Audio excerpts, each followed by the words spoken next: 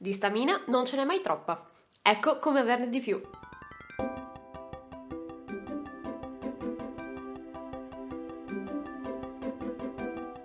Negli scorsi video abbiamo parlato di HP e Mana, ossia come migliorare la tua salute e come sviluppare la mente.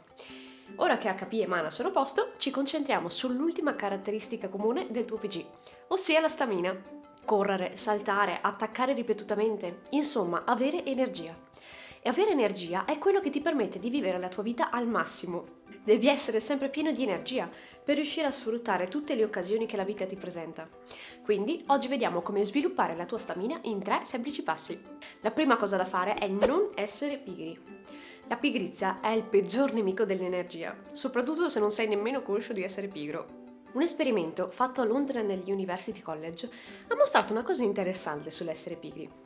Il gruppo di partecipanti doveva muovere il loro joystick seguendo una nuvola di palline sullo schermo e più l'esperimento andava avanti, più il joystick faceva resistenza se mosso nella direzione giusta.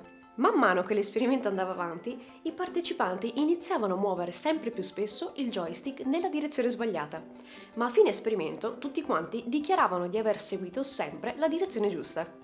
E solo la minoranza di loro lo ha effettivamente fatto. Insomma, a causa della pigrizia non ci si accorge nemmeno di fare le azioni sbagliate. Nella tua testa è tutta sfiga.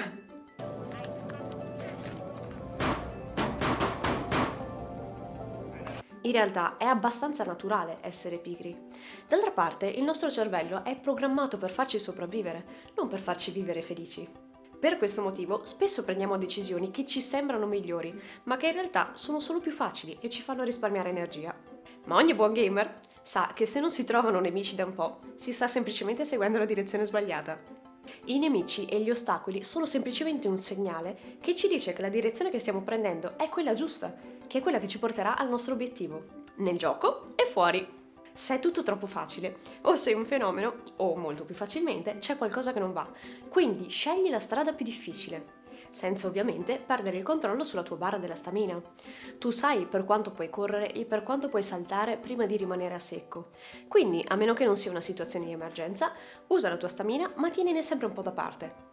La seconda cosa da fare è recuperare. Ora sai che la stamina va sfruttata, ma come dicevamo prima, cerca di non sfruttarla troppo. La stamina si consuma ad ogni azione che fai. Più i movimenti sono intensi, più esci dalla zona di comfort e più la tua barra si riduce. Mentre, quando ti rilassi, pian piano torna a riempirsi. Quindi, è sì essenziale non essere pigri, ma è anche essenziale prendersi i giusti momenti di riposo.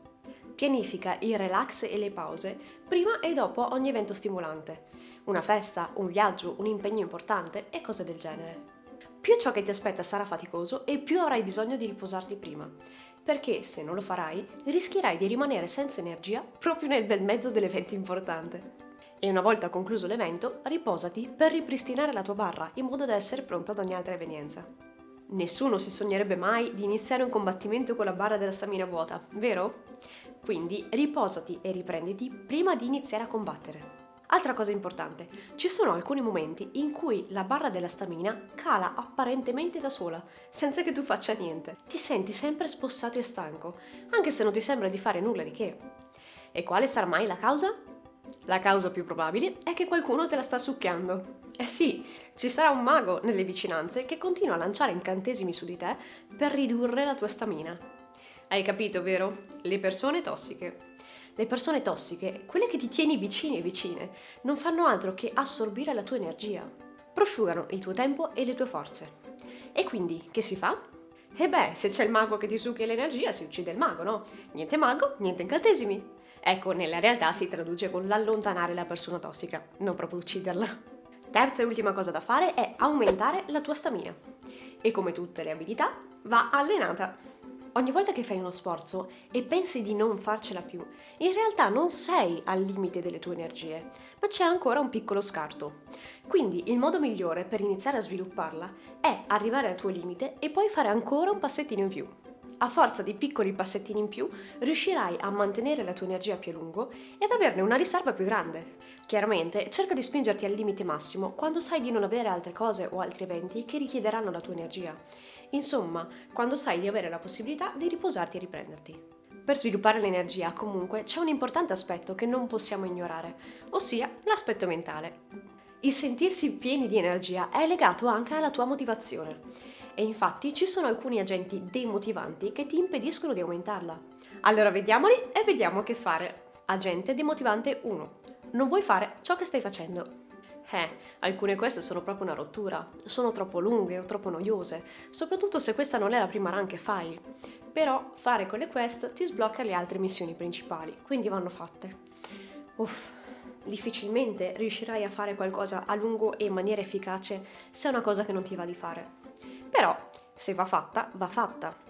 Con le cose da fare per forza, l'unica soluzione è pensare il meno possibile e iniziare ad agire. Perché se inizi a pensare, ma no, non ne ho voglia, ma che palle, l'ho già fatta, non mi va di rifarla di nuovo, allora ti assicuro che non ne uscirai più. Spegni la mente e fai andare il corpo. Una volta fatto il primo passo, tutti gli altri saranno molto più facili.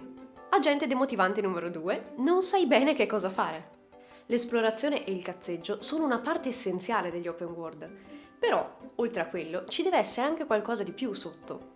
Se il tuo obiettivo non è chiaro, se non sai perché sei lì, se non sai cosa fare, sarà difficile riuscire a sentirti coinvolto ed entusiasta.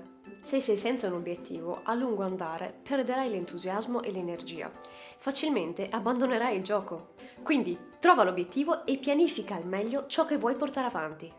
Agente demotivante numero 3. Hai già un chiaro obiettivo.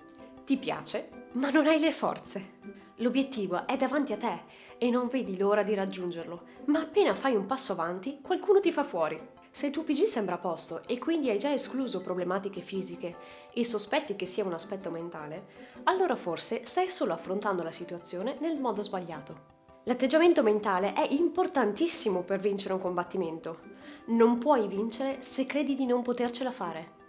E te lo dico da ex karateka agonista. Insomma, anche la motivazione è importante per avere più energie. E la motivazione migliore è quella intrinseca, ossia quella che viene da dentro.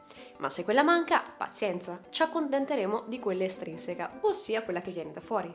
Datti una spintarella dall'esterno. Musica, film, podcast sono ottimi agenti motivanti, quindi vai a cercare attivamente la tua spinta di motivazione. Magari, se trovi motivanti citazioni di anime e videogiochi, puoi passare dal mio profilo Instagram, che è pieno di perle di saggezza. E dopo la marchetta mi fermo qui. Fammi sapere che cosa ne pensi e come sei messo con la tua dose di energia. E se vuoi rimanere in contatto con me o conoscermi meglio, in descrizione trovi il link del mio blog e dei miei social network. Noi ci vediamo tra 2 settimane, sempre di mercoledì, quindi iscriviti al canale e attiva le notifiche per non perderti nuovi video e rendere la tua vita migliore grazie alle tue passioni.